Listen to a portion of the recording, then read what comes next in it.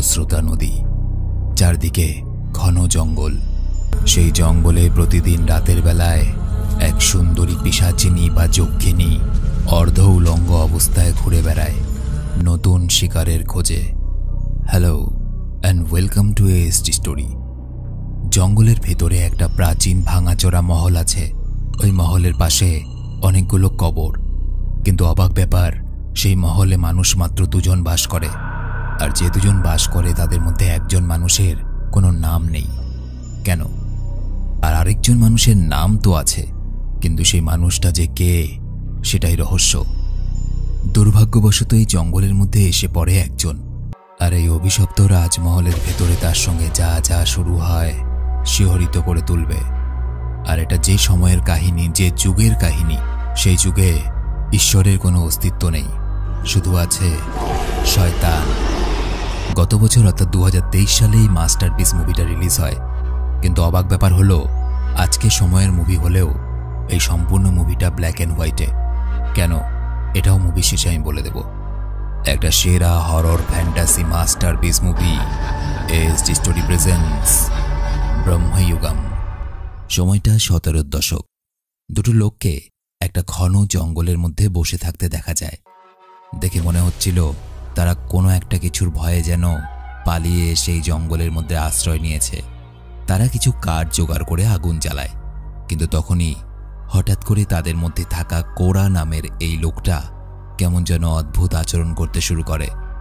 কি হয়েছে জিজ্ঞেস করলে কোরা কিছু দূর উঠে গিয়ে আকাশের দিকে তাকিয়ে শান্ত ঠান্ডা গলায় বলে, অবস্থা খুব একটা ভালো বুঝছি না। আজকে রাতে নদী পার করা অসম্ভব। কেন জানি না মনে হচ্ছে এই জঙ্গলে কোনো এক অশরীরী আত্মা আছে। আজকে রাতটা ভয়ানক। খেয়াল রাখিস যাতে আগুনটা না নিভে যায়। একটু পরে দুজন ঘুমিয়ে পড়ে। ঘুম থেকে উঠে এই লোকটা দেখে সেখানে তার বন্ধু কোরা কোথাও নেই। কোরাকে খুঁজতে খুঁজতে একটু আগে একটা জায়গায় গিয়ে সে দেখে একটা বড় গাছের সামনে কোরা হা করে দাঁড়িয়ে আছে। তবে তাকে দেখে মনে হচ্ছে সে যেন আর নিজের মধ্যে নেই। তার সঙ্গী তাকে অনেকবার করে ডাকে, কথাগুলো তার কান অবধি পৌঁছচ্ছে না।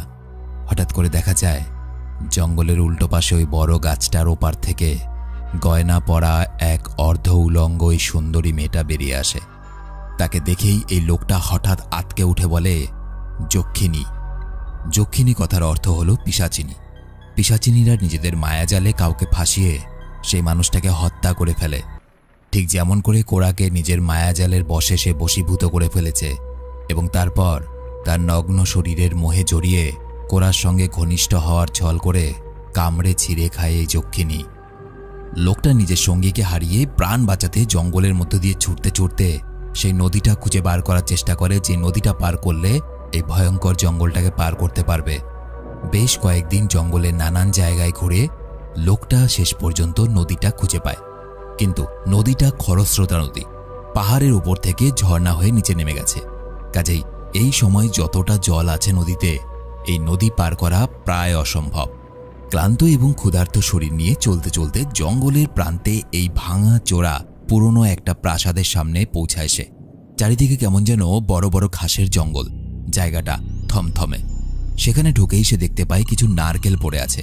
খিদের জ্বালা মহাজ্বালা, লোভ সামলাতে না পেরে সে নারকেল খেতে গেলে পেছন থেকে এরকম একটা অর্ধ উলঙ্গ লোক বলে, কে তুই, আর এখানে কেন এসেছিস এত জায়গা থাকতে?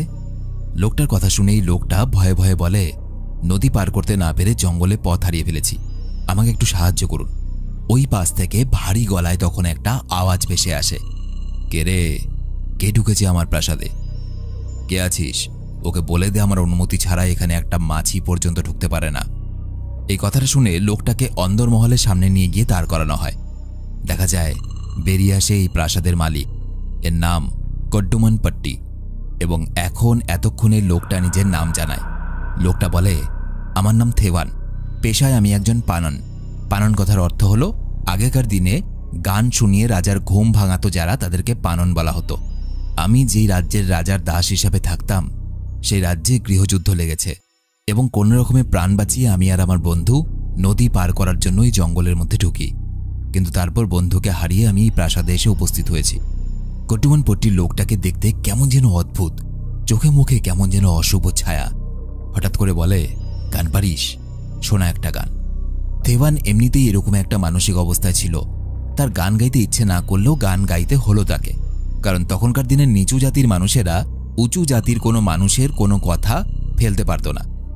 গান শোনার পর কড্ডুমান পট্টির তার গান পছন্দ হওয়ায় সে বলে, আমার এখানে থাকবি, এই প্রাসাদের মধ্যে খাবার দাবার সব পাবি। থেভান কৃতজ্ঞতাবশত সেখানে থাকতে রাজি হয়ে যায়।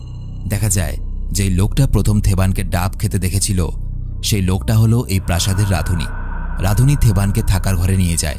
প্রাসাদটা চারদিকটা কেমন যেন কালো কুচকুচে, চারিদিকে মাকড়সার জাল, মহলের ভেতর দিকটা ভাঙাচোরা, আর রয়েছে অনেকগুলো ঘর।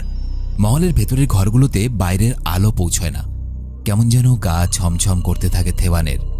রাঁধুনি থেভানকে অন্দরমহলের একটা সরু গলি দেখিয়ে বলে, আর যেখানেই যাও মহলের ওই দক্ষিণ দিকটাতে যাওয়া কিন্তু নিষেধ।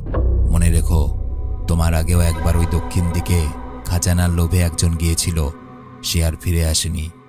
সেদিন রাতের বেলা কড্ডুমান পট্টিকে গান শোনানোর পর খেতে খেতে থেভান হঠাৎ করে বলে, এই যে আমি এই জঙ্গলের মধ্যে অসহায় অবস্থায় ছিলাম, আপনি আমাকে আশ্রয় দিয়েছেন, আমি এই যে খেতে পারছি, এই সব কিছুই তো ওপরওয়ালার দয়া। ঈশ্বর যদি না চাইতেন এগুলো কিছুই হতো না। এই ঈশ্বর কথাটা শোনা মাত্রই কড্ডুমান পট্টি প্রচণ্ড রেগে যায়। সে বলে, কি বললি? ঈশ্বর? কোথায় ঈশ্বর তোর? মানুষ নিজের ভাগ্যে চলে, আর ওপরওয়ালা বলে কিছু হয় না। তুই যে খাবারগুলো খাচ্ছিস সেটা আমার দেওয়া, তুই যেখানে থাকতে পারছিস সেই আশ্রয়টাও আমার দেওয়া। কড্ডুমান পট্টির এই কথাগুলো শুনে থেভানের কেমন যেন একটা খটকা লাগে। কড্ডুমান পট্টির লোকটা তো ভীষণ জ্ঞানী, কিন্তু ঈশ্বরের নাম শুনে এরকম খেপে গেল কেন? সেদিন রাতে সবাই ঘুমিয়ে পড়ার পর মহলের বাইরের দিকে যায় থেভান এবং বেশ কিছু মাটির ঢিপি দেখে। মাটির ঢিপিগুলো দেখে তার আত্মা কেমন যেন কেঁপে ওঠে, কারণ সেই মাটির ঢিপিগুলো ছিল মানুষের কবর। এরকম একটা জঙ্গলের থমথমে পরিবেশে এতগুলো মানুষের কবর একসাথে কেন? এই মানুষগুলো কারা ছিল? সেই কবরের আশেপাশে চারদিক থেকে কেমন একটা শব্দ ভেসে আসছিল। থেভান আর এক মুহূর্ত দাঁড়ায় না, পরিমরি করে সেখান থেকে ছুটে আবার মহলে ফিরে আসে এবং সেই মহলের নিষিদ্ধ অংশ অর্থাৎ দক্ষিণ অংশ থেকে কেমন যেন অদ্ভুত আওয়াজ শুনতে পায়। তবে এই প্রথমবার না, এর আগেও সে এরকম আওয়াজ শুনেছে। রাঁধুনিকে জিজ্ঞেস করলে রাঁধুনি ব্যাপারটা এড়িয়ে যায়। আজকে রাতের বেলায় কৌতূহলবশত থেভান সিদ্ধান্ত নেয় ওই নিষিদ্ধ প্রান্তে যাবে এবং সেখানে গিয়ে সে দেখে অদ্ভুত ব্যাপার। সে ঘরের মধ্যে কোনো মানুষ নেই, কিন্তু এক থালা ভাত রাখা আছে এবং নিচের দিকে তাকাতেই সে দেখতে পায় একটা লম্বা মোটা লোহার শিকল। দেখে মনে হয় কাউকে শিকল দিয়ে বেঁধে এই ঘরের মধ্যে আটকে রাখা হয়েছে। পরদিন সকালবেলায় কড্ডুমান পট্টির পাশা খেলার আওয়াজে থেভানের ঘুম ভাঙে।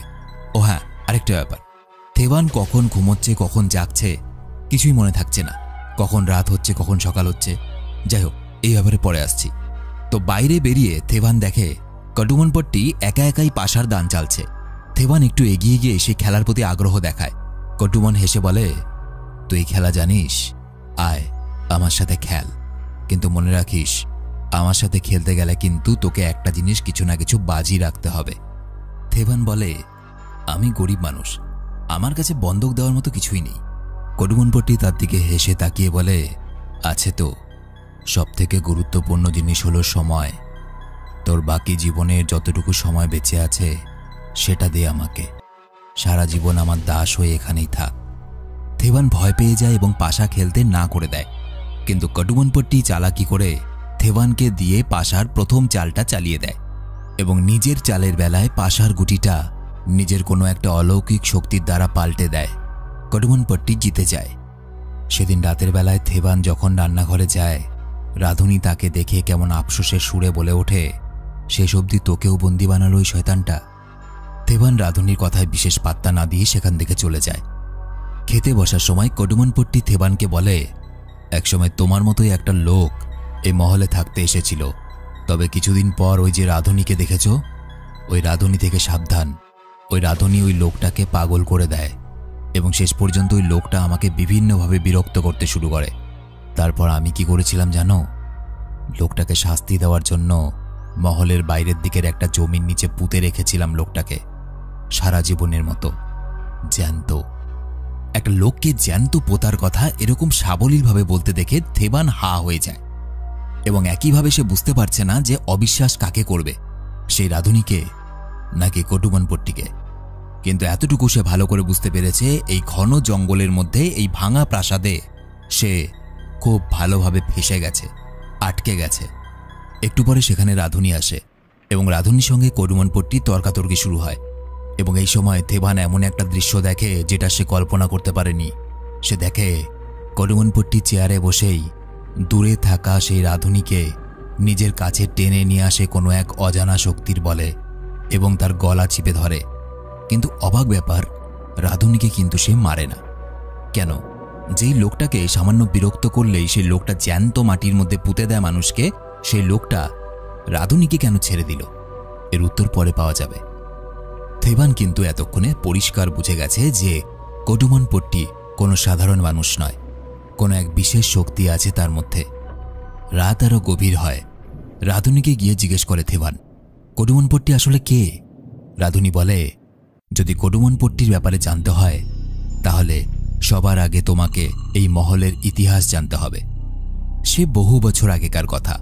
চুড্ডেলেনপট্টি নামে একজন বিরাট ঋষি বা সাধু এই মহলে থাকত। সে একবার এক দেবী যার নাম ভারাহি, তার আরাধনা করে। দেবী তার আরাধনায় প্রচণ্ড প্রসন্ন হয় এবং তাকে আশীর্বাদ হিসেবে একটা বিশেষ বাক্স দেয়। সে বাক্সর মধ্যে এমন একটা দৈত্য বা দানব ছিল যার নাম ছিল চাতান। এই চাতানের কাছে যা চাওয়া যাবে সে সেটাই এনে দেবে। তবে চুড্ডেলেনপট্টি ছিল অত্যন্ত লোভী। সে ভাবল, চাতানের কাছে একটার পর একটা জিনিস চাওয়ার থেকে কেননা চাতানকেই নিজের বশে নিয়ে আসা যাক। চাতানকে সে শিকল পরিয়ে নিজের বন্দি বানিয়ে নেয় এবং তার উপরে অত্যন্ত অত্যাচার করে। এবং একদিন চুড্ডেলেনপট্টি যখন নেশাগ্রস্ত অবস্থায় ছিল, চাতান তার চোখের দিকে তাকিয়ে চুড্ডেলেনপট্টির আত্মাকে নিজের মধ্যে ঢুকিয়ে নেয় এবং তাকে খুন করে ফেলে।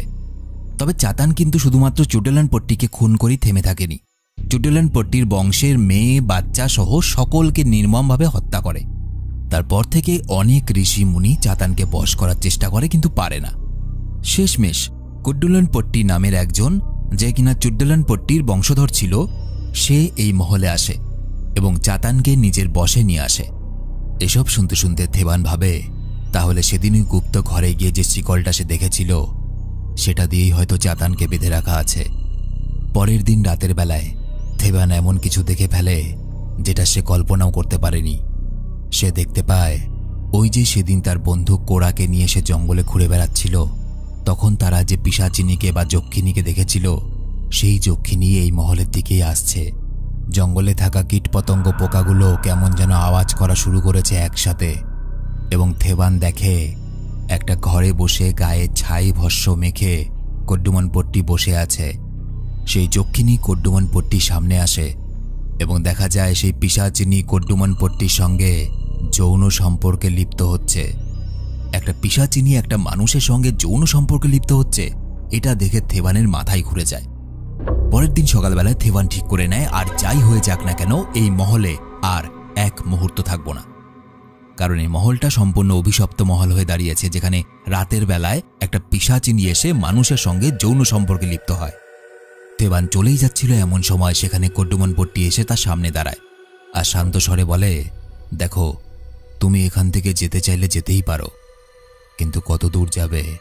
বাইরে তো প্রচণ্ড বৃষ্টি হচ্ছে, আর জানো তো বৃষ্টির সময় জঙ্গল আরো ভয়ানক। অবাক ব্যাপার, এতক্ষণ পর্যন্ত খেয়াল করিনি তো, হঠাৎই বাইরে সত্যি প্রচণ্ড বৃষ্টি এসেছে। এই বৃষ্টির মধ্যে এখান থেকে বেরোনো অসম্ভব। কিন্তু অবাক ব্যাপার হলো, আকাশে সবকিছু তো ঠিকঠাকই ছিল, হঠাৎ করে বৃষ্টি এলো কোত্থেকে? কডুমনপট্টি আগের মতোই বলে চলল। সে বলে, কি জানো থেভান, এটা ব্রহ্মযুগ বা কলিযুগ। এই যুগের মধ্যে কোনো ঈশ্বরের কোনো অস্তিত্বই নেই। ঈশ্বরকে ডাকো, যদি তোমায় বাঁচাতে পারে তো বাঁচিয়ে দেখা। কারণ এই যুগের মধ্যে একমাত্র শক্তিশালী মানুষদের স্থান আছে, যেমন আমি। এই ঘটনার পর বেশ কিছুদিন কেটে যায়, কিন্তু বৃষ্টি থামার নামও নেয় না। থেভান আর অপেক্ষা করতে না পেরে অধৈর্য হয়ে মহলের বাইরের দিকটায় এসে দেখে রাধুনী কবরের মতো একটা গর্ত খুঁড়ছে। থেভান ভয় পেয়ে যায়, কারণ তার মনে হয় তাকেই হয়তো কবর দেওয়ার জন্য কডুমনপট্টি রাধুনীকে গর্ত করতে বলেছে। থেভান আর কোনো কিছু না ভেবে মহল থেকে যে কোনো উপায়ে পালানোর জন্য দৌড়তে শুরু করে, কিন্তু খানিকটা পথ গিয়েই তার শরীর প্রচণ্ড খারাপ লাগতে শুরু করে। পেটে প্রচণ্ড ব্যথা, কাশি এবং তার সাথে গলা দিয়ে রক্ত উঠে আসতে শুরু করে। একসময় থেভানের চোখের সামনে সবকিছু ঝাপসা হয়ে যায়। প্রাণ বাঁচাতে কোনো রকমে সে মহলের মধ্যে আবার ফিরে আসে। কডুমন পট্টি ওখানেই দাঁড়িয়েছিল। কডুমন পট্টিকে দেখে সে বলে, প্রভু আমাকে বাঁচান। কডুমন পট্টি ঠান্ডা স্বরে বলে, আমার অনুমতি না নিয়েই চলে যাচ্ছিলি? অনুমতি নে আমার থেকে। থেভান বলে, প্রভু আমাকে যাওয়ার জন্য অনুমতি দিন। কডুমন কেমন একটা কুটিলভাবে বলে, আমার পছন্দ হয়নি, অন্যভাবে রিকোয়েস্ট কর। থেভান আবার অনুরোধ করে তাকে এখান থেকে যাওয়ার জন্য অনুমতি দিতে বলে। কডুমন পট্টি কুটিল হেসে বলে, অনুমতি দিলাম না, তুই যেতে পারবি না। এই বলে সে দানবের মতো হাসতে শুরু করে জোরে জোরে, এবং থেভান সেখানেই জ্ঞান হারায়। জ্ঞান ফেরার পর রাধুনী তাকে বলে, তুমি বৃথা চেষ্টা করছো। এর আগেও অনেকেই এখান থেকে পালানোর চেষ্টা করেছে, কিন্তু কেউ এখান থেকে জীবিত অবস্থায় পালাতে পারেনি। এবং আরেকটা জিনিস, যারা এখানে একবার আসে তারা সবাই ধীরে ধীরে নিজের নাম, পরিবার এবং অতীতের সমস্ত কথা ভুলে যায়। থেভান মনে করার চেষ্টা করে তার নিজের নাম কি, তার মায়ের নামই কি, তার গ্রামটাই বা কোথায় ছিল। কিন্তু অবাক ব্যাপার, অতীতের কোনো কথাই থেভানের আর মনে পড়ছে না, নিজের নামটা পর্যন্ত না। রাধুনী থেভানকে মহলের সেই গোপন ঘরে নিয়ে যায় যেখানে থেভান একদিন ভুল করে ঢুকে পড়েছিল। সেখানে গিয়ে রাধুনী তাকে একটা লাশ দেখিয়ে বলে, এই লোকটাও তোমার মতো একবার এই মহলে এসেছিল এবং ফেঁসে গিয়েছিল। ধীরে ধীরে ইনিও এনার নাম, পরিচয় সবকিছু ভুলে উন্মাদ হয়ে যায় এবং এনাকেই উল্টে লোহার শিকল দিয়ে এখানে বেঁধে রাখতে হয়। আর তুমি জানো এই লোকটা কে? এই লোকটাই হলো আসল কডুমন পট্টি। আর যাকে তুমি এতদিন ধরে কডুমন পট্টি হিসাবে দেখছো, সেই লোকটা একজন ভেকধারী। ওই লোকটা আর কেউ নয়, ওটা হলো সেই শয়তান যার নাম চাতান। হ্যাঁ, আমি তোমাকে সেদিন আসল সত্যি কথাটা বলিনি। কডুমন পট্টি এই মহলে চাতানকে ধরার জন্য এসেছিল, কিন্তু তারপর সে নিজেই তার শিকার হয়ে যায়। চাতানকে দেখে রক্ত মাংসের মানুষ মনে হলেও সে আসলে শুধুমাত্র একটা পিশাচ। তার মধ্যে মন, দয়া, মায়া বলতে কিচ্ছু নেই, শুধুমাত্র আছে ওপরওয়ালার প্রতি ঘৃণা এবং মৃত্যুর নেশা। থেভান এই কথাগুলো শুনে যেন আকাশ থেকে পড়ে। সে কি বলবে, কি করবে কিছুই বুঝতে পারছিল না। এবং এর সাথে এটাও পরিষ্কার হয়ে যায় যে সেদিন ঈশ্বরের নাম শোনার পর কেন কডুমন পট্টি অর্থাৎ চাতান রেগে গিয়েছিল, কারণ সে যে আসলে শয়তান। এই চাতানকে শেষ করার কোনো উপায় আছে কিনা জানতে চাইলে রাধুনী জানায় যে এই মহলে মাটির নিচে, যেখানে এই মহলের চালের ভাণ্ডার সংরক্ষণ করা হয়, তার নিচের অংশে একটা গোপন ঘর আছে। যে ঘরটার ভেতরে ঢুকলে তার মধ্যেও একটা ছোট্ট ঘর পাবে। সেই ঘরটার মধ্যে একটা প্রদীপ জ্বলছে, তবে সেই ছোট ঘরের দরজাটা সবসময় বন্ধ থাকে। আর তার ঠিক ওপরের ঘরটাতেই থাকে চাতান, যে কিনা সর্বদা সেই প্রদীপটাকে পাহারা দিচ্ছে। রাধুনী সেই ঘরের চাবি খোঁজার অনেক চেষ্টা করেও আজ অবধি সেই চাবি খুঁজে পায়নি। এটা জানার পর থেভান আর রাধুনী মিলে ঠিক করে তারা যেভাবেই হোক ওই চাবিটা খুঁজবে এবং চাতানকে শেষ করে এই অভিশপ্ত মহল থেকে বেরিয়ে যাবে। থেভান এবার নিজে থেকেই পাশা খেলতে চায় এবং বিভিন্ন চালাকি করে সে জেনে যায় যে কডুমন পট্টির বেশে চাতান ওই চাবির গুচ্ছটা নিজের ধুতির কোচরে রাখে। ফিরে এসে থেভান রাধুনীকে বলে, শোনো, একটা বুদ্ধি করেছি। আজকে রাতের বেলায় মদের সঙ্গে বেশ সুস্বাদু কোনো একটা মাংস রান্না করো এবং চাতানকে খাওয়াও। এই সুযোগটা কাজে লাগিয়ে আমি ওই চাবির গোছাটা জোগাড় করব। কথা মতো রাধুনী যখন বিশেষ প্রস্তুতি নিয়ে খাবারগুলো তৈরি করছিল, তখন চাতান তার কাছে আসে এবং আবারও তার গলা টিপে ধরে। কিন্তু এবারও সে তাকে মারে না, উল্টো তাকে শাসিয়ে বলে, তোকে তো বলেছিলাম থেভানের জন্য একটা কবর খুঁড়তে। ভালো চাস তো সেই কবরটা তাড়াতাড়ি খুঁড়ে রাখ, কারণ আমি আর থেভানকে সহ্য করতে পারছি না। রাতে খাবার সময় চাতানকে ভালো করে খাইয়ে মদের নেশায় চুর করে তার থেকে চাবি নেওয়ার চেষ্টা করে থেভান। কিন্তু থেভান চাতানের ধুতির কোচরে ওই চাবিটা খুঁজে পায় না।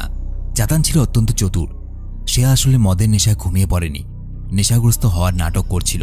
সে হঠাৎই দেখা যায় থেভানের গলা টিপে ধরে এবং তার শরীর থেকে তার আত্মাকেও টেনে নিজের মধ্যে নেওয়ার চেষ্টা করে। ঠিক এই সময় মাটির নিচে সেই ঘরের দরজা খোলার আওয়াজ এসে থমকে যায়। সে বুঝতে পারে কেউ একজন নিচের ঘরে ঢুকেছে এবং চাতান নিজের ধুতির ওপর হাত দিয়ে দেখে তার চাবির গোছাটা তার কাছে নেই। এবং এই সময় হঠাৎ করে সেই অভিশপ্ত মহলের সবগুলো প্রদীপ নিভে যায় এবং চাতান তার অন্যের আত্মা টেনে নেওয়ার শক্তি হারায়। আসলে রাধুনী থেভানকে একটা মহড়া হিসাবে ব্যবহার করেছে মাত্র। শুরু থেকে তার প্ল্যান অন্যরকম ছিল। চাতান যখন রান্নাঘরে শাসাতে গিয়েছিল রাধুনীকে, তখনই রাধুনী তার থেকে চাবিটা চুরি করে নেয় এবং থেভানকে ইচ্ছে করেই সেই চাবিটা চুরি করতে পাঠায়। কিন্তু কেন? কারণ যখন চাতান থেভানকে মারতে ব্যস্ত থাকবে সেই সময় রাধুনি নিজের কাজ হাসিল করে নিতে পারবে। রাধুনি কিন্তু প্ল্যান অনুযায়ী সফল হয়, কারণ চাবি দিয়ে ঘরে ঢুকে প্রদীপটা সে নিভিয়ে দেয় এবং চাতানের শক্তি অনেকটা কমে গিয়ে বেশ দুর্বল হয়ে পড়ে চাতান। থেভান বুঝে যায় রাধুনি তার সঙ্গে চালাকি করেছে এবং এটা নিয়ে সে রাধুনিকে বলতে গেলে রাধুনি বলে, এখন নিজেদের মধ্যে ঝামেলা করার সময় নয়, কোনো কিছু পেতে গেলে কিছু হারাতেও হয়। যত তাড়াতাড়ি সম্ভব দেবী ভারাহির দেওয়া সেই বিশেষ বাক্সটার মধ্যে চাতানকে আবার আগের মতো বন্দি করতে হবে। কিন্তু মনে রেখো, আমাকে আর তোমাকে আটকানোর জন্য চাতান কিন্তু সব রকম ছলনা করবে। হতে পারে সে এমন এমন ভ্রম তৈরি করবে যাতে আমরা মানসিকভাবে দুর্বল হয়ে যাই। কারণ জানো তো, একটা কথা প্রচলিত আছে, শয়তানের থেকে ভালো ছলনা আর কেউ করতে পারে না। এরপর তারা অনেক কষ্টে একটা ঘরে ঢুকে চাতানকে খুঁজে পায় এবং তখন চাতান সেই রাধুনির দিকে তাকিয়ে কেমন একটা স্বরে জিজ্ঞেস করে, তুই কি ভুলে গেছিস আমার ওপর দেবীর আশীর্বাদ আছে? তুই একটা সামান্য রাধুনি, তোর মধ্যে এমন কি ক্ষমতা আছে যে তুই আমার মতো একজন বলবানকে নিজের বশে আনবি? এই কথা শুনে চাতান এবং থেভান সবাইকে অবাক করে দিয়ে রাধুনি যা বলে তাতে সবার হোশ উড়ে যায়। রাধুনি বলে, আমার আসল পরিচয় কখনো জানতে চেয়েছো আমি কে? আমি হলাম কড্ডুমানপট্টির ছেলে, তার অবৈধ সন্তান। কড্ডুমানপট্টির এক দাসীর সঙ্গে অবৈধ সম্পর্ক ছিল এবং সেই সম্পর্কের জেরে এক সন্তান জন্ম নেয়। এই সন্তানই হলো এই রাধুনি, অর্থাৎ এই রাধুনির শরীরেও কড্ডুমানপট্টির বংশেরই রক্ত বইছে। আর দেবী ভারাহির দেওয়া বর অনুযায়ী পট্টি বংশের কেউ, অর্থাৎ পট্টি বংশের রক্ত বইছে এরকম কেউই চাতানকে বশ করতে পারে। এবং এই জন্যই চাতান শুরুতেই পট্টি বংশের সকল মানুষকে হত্যা করেছিল, কিন্তু সে জানত না কড্ডুমানপট্টির একটা অবৈধ সন্তানও আছে, যে কিনা এতদিন পরে তার সামনে দাঁড়িয়ে, এই রাধুনি। চাতান বুঝতে পারে তার খেলা হয়তো এইবার শেষ হয়ে এসেছে, তাই প্রথমে সে শক্তি প্রয়োগ করে জেতার চেষ্টা করে, কিন্তু দেখা যায় রাধুনি কিন্তু একটু আধটু তন্ত্র সাধনা জানত, যার সাহায্যে এবং থেভানের সহযোগিতায় চাতানকে সে অনেকটা ঘায়েল করতে পারলেও চাতান তার বিশেষ শক্তি প্রয়োগ করে সবাইকে অজ্ঞান করে সেখান থেকে উধাও হয়ে যায়। রাধুনি আর থেভানের যখন জ্ঞান ফেরে তখন রাধুনি দেখে যে মহলের সম্পূর্ণ একটা অন্য প্রান্তে চলে এসেছে তারা, আর এইবার তার মনে হয় কেউ যেন মহলটাকে নাগরদোলনার মতো বন বন করে ঘোরাচ্ছে। রাধুনি নিজেকে বাঁচাতে এক দেওয়াল থেকে অন্য দেওয়ালের ওপর আছাড় খেয়ে পড়তে থাকে, আর অন্যদিকে থেভান চাতান আর রাধুনিকে খুঁজতে খুঁজতে মহলের এমন একটা প্রান্তে এই সুড়ঙ্গের মধ্যে চলে আসে এবং একসময় দেখে সেই সুড়ঙ্গের মধ্যে আর এগোনোর রাস্তা নেই, সামনেও দেওয়াল পেছনেও দেওয়াল, এবং আস্তে আস্তে দেখা যায় মাথার ছাদটা ক্রমশ নিচের দিকে নামতে শুরু করেছে এবং একসময় থেভানের উঠে দাঁড়ানোর মতো আর জায়গা থাকে না। চারদিকের দেওয়ালগুলো তাকে চেপে ধরতে শুরু করে এবং ধীরে ধীরে থেভানের মশালটাও নিভে যায়।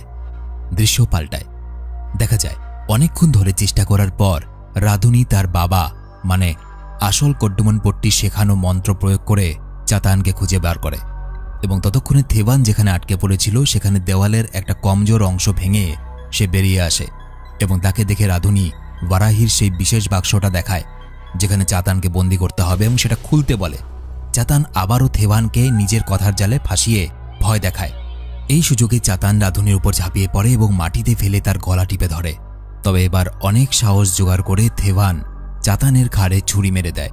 চাতান একদম ঘায়েল হয়ে যায় এবং এটা দেখে রাধুনি এগিয়ে আসে এবং তার বাঁ হাতের আঙুলে থাকা আংটিটা নিয়ে নেয় আর আহত চাতানের গায়ে আগুন লাগিয়ে দেয়।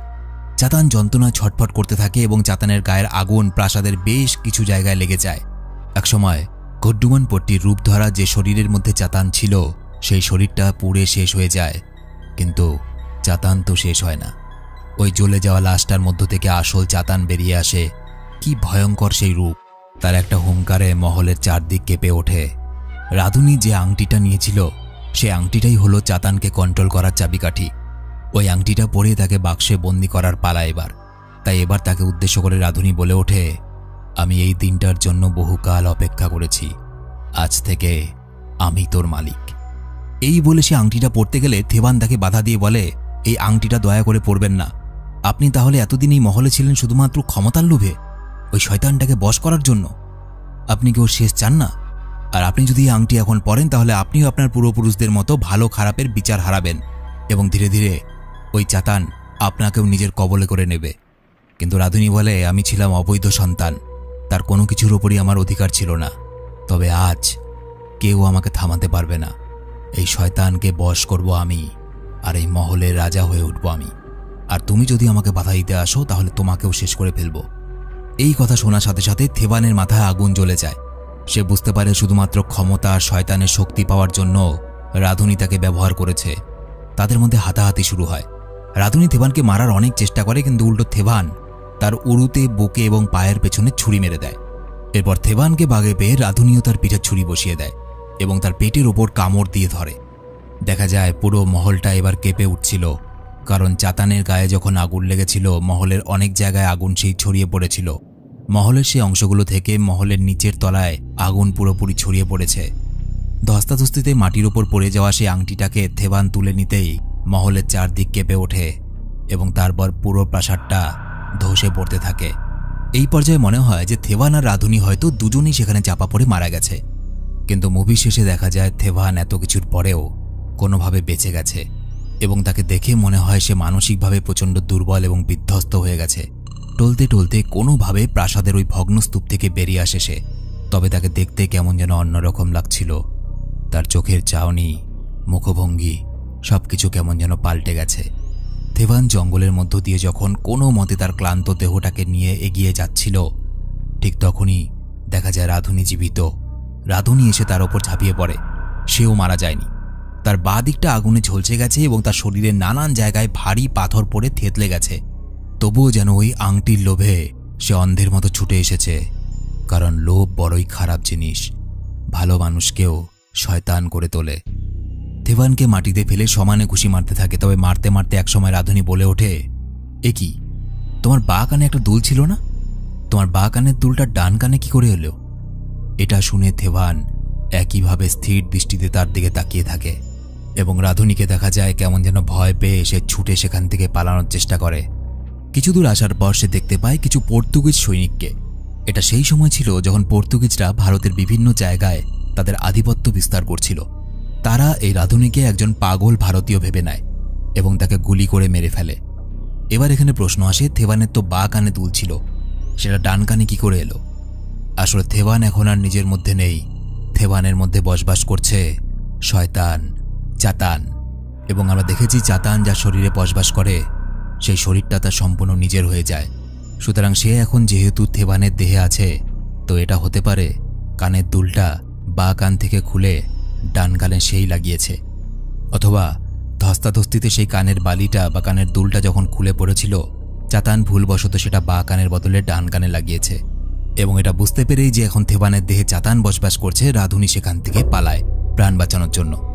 কিন্তু এখানে একটা ব্যাপার হলো, দেবী কিন্তু বর দিয়েছিল একমাত্র পট্টি বংশেরই কেউ চাতানকে কন্ট্রোল করতে পারবে এবং পট্টি বংশের একজন মানুষও যতক্ষণ পর্যন্ত বেঁচে থাকবে চাতান ততক্ষণ পর্যন্তই কোনো মানুষের আন্ডারে বন্দী থাকবে।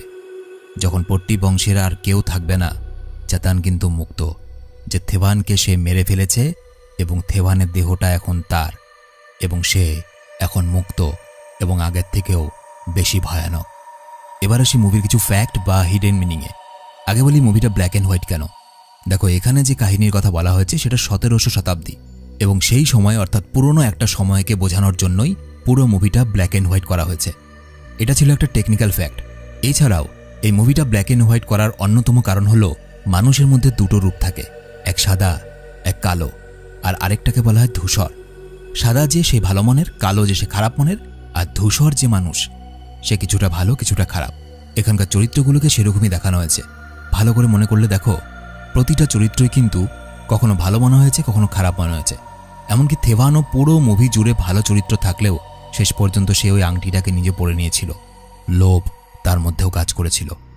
এবার এখানে থেভানের মৃত্যু নিয়েও একটা ফ্যাক্ট আছে। হতে পারে থেভান ওই ধসের মধ্যে পড়ে মারা যায়, তারপর চাতান তার শরীরে প্রবেশ করে, অথবা থেভান ওই ধসের মধ্যে কোনো রকম বেঁচে গেছে, সে নিজে আংটিটা পরে নেয় এবং তারপরই চাতান তার মধ্যে প্রবেশ করে। নাম্বার 3, মুভিতে দেখানো হয় যখন থেভান ওই মহলের মধ্যে প্রবেশ করছিল তখন একটা মাকড়সাকে জাল বুনতে দেখা যায়। ডিরেক্টর বোঝাতে চেয়েছেন যখন থেভান এখানে প্রবেশ করছে তখন শয়তান নিজের জাল বোনা শুরু করে দিয়েছে থেভানকে নিজের জালে ফাঁসানোর জন্য। এবং আমরা দেখতে পাই থেভানকে কিন্তু শয়তান ফাঁসিয়েও নেয় এবং এই মহলের মধ্যেই বন্দি অবস্থায় রেখে দেয়।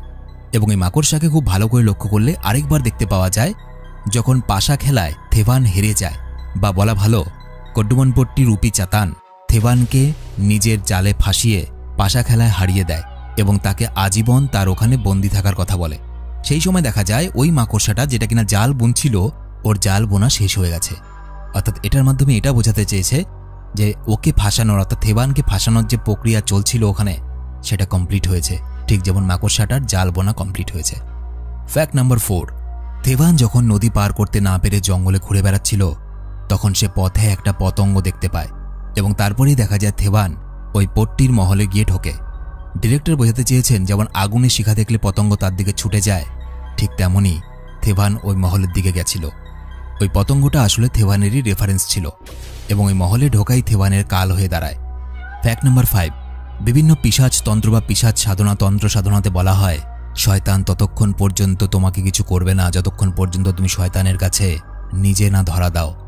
ভালো করে লক্ষ্য করলে দেখা যায় ওই জঙ্গলের মধ্যেই পিশাচিনীর পাল্লাতেই পড়েছিল থেভান এবং তার বন্ধু কোড়া। ওখানে কিন্তু চাতান কোনো কিছু করেনি, থেভান নিজে গিয়েছিল চাতানের মহলে এবং তারপরেই কিন্তু তার জীবনে একের পর এক জিনিস ঘটতে শুরু করে। ফ্যাক্ট নাম্বার 6, এত খেলা থাকতে মুভিতে পাশা খেলাই কেন দেখানো হলো? কারণ পাশা খেলাই হলো এমন একটা খেলা, ইতিহাসে পাশা খেলাকে কেন্দ্র করে বিভিন্ন ছলনা এবং বিশ্বাসঘাতকতা করা হয়েছে। এখানে শয়তান চাতান কডুমন পট্টির শরীরে থেকে নিজের বিশেষ ক্ষমতা প্রয়োগ করে সেই পাশা খেলা জিতেছিল, সুতরাং পাশা খেলাকে একটা রূপক হিসাবে তুলে ধরা হয়েছে। কেন রাধুনির নামের কোনো উল্লেখ নেই এই মুভিতে? কারণ রাধুনিকে একসময় নিজেই বলতে শোনা যায় যারা এই মহলের মধ্যে দীর্ঘদিন কাটিয়েছে তারা আস্তে আস্তে নিজের সব কিছু ভুলে যায়, নিজের নাম, বাড়ি, ঘর সবকিছু। এবং এই জন্যই সম্ভবত রাধুনি নিজের নামটুকুও ভুলে গেছে। যেহেতু কডুমন পট্টির লাশটা সেখানে অনেকদিন ধরে ছিল, সুতরাং তার এতটুকু মনে আছে ওইখানে যার লাশটা পড়ে আছে আমি তার অবৈধ সন্তান, ব্যাস এতটুকুই মনে ছিল, বাকি সবকিছু সে ভুলে গেছিল। এই জন্য মুভিতে রাধুনির কোনো নাম নেই। ফ্যাক্ট নাম্বার 8, চাতানকে কি করে বাগে আনতে হয় এটা রাধুনি কি করে জানল? ব্যাপার হলো কডুমন পট্টিকে তো ওখানে বন্দি করে রাখা হয়েছিল শিকল দিয়ে।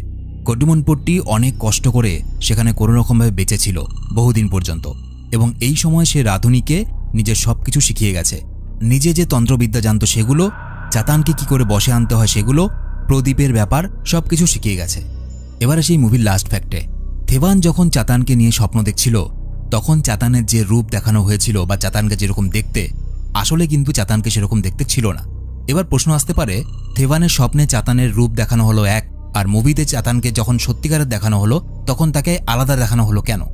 এটা হলো, মনে করো তুমি একটা মানুষকে দেখোনি, আমি সেই মানুষটা সম্বন্ধে বিভিন্ন কিছু বর্ণনা দিলাম, তখন তোমার মনের মধ্যে সেই মানুষটা সম্বন্ধে কিন্তু যে কোনো একটা ছবি ভেসে উঠবে। তুমি তোমার কল্পনার নিজস্ব একটা রূপ বা নিজস্ব যে কোনো একটা প্রতিকৃতি ভেবে রাখবে যে মানুষটা হয়তো এরকম হবে তাহলে দেখতে।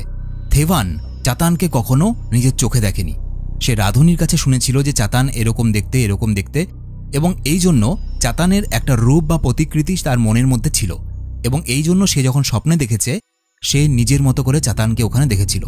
এবং পরবর্তীতে যখন আমরা চাতানের আসল রূপ দেখি তখন এই জন্য চাতানকে ভিন্ন লেগেছে, কারণ আসল রূপ চাতানের দেখানো হয় মুভির লাস্টের দিকে। তো এই ছিল ভিডিও কেমন লাগলো অবশ্যই কমেন্টে লিখে জানাবে। আর ভিডিওটা ভালো লেগে থাকলে সাবস্ক্রাইব করতে হবে না, শুধুমাত্র একটা লাইক করে বন্ধুদেরকে শেয়ার করে দিও। আর হ্যাঁ, ভিডিওটা লাইক করতে ভুলো না, চাতান কিন্তু এখন মুক্ত। তোমরা আমার সাথে সরাসরি কথা বলতে পারো ফেসবুক, ইনস্টাগ্রামে, লিংক ভিডিওর নিচের ডেসক্রিপশনে দেওয়া আছে। জঙ্গলে তো আমিও ঘুরি, কিন্তু কোনো পিশাচিনি তো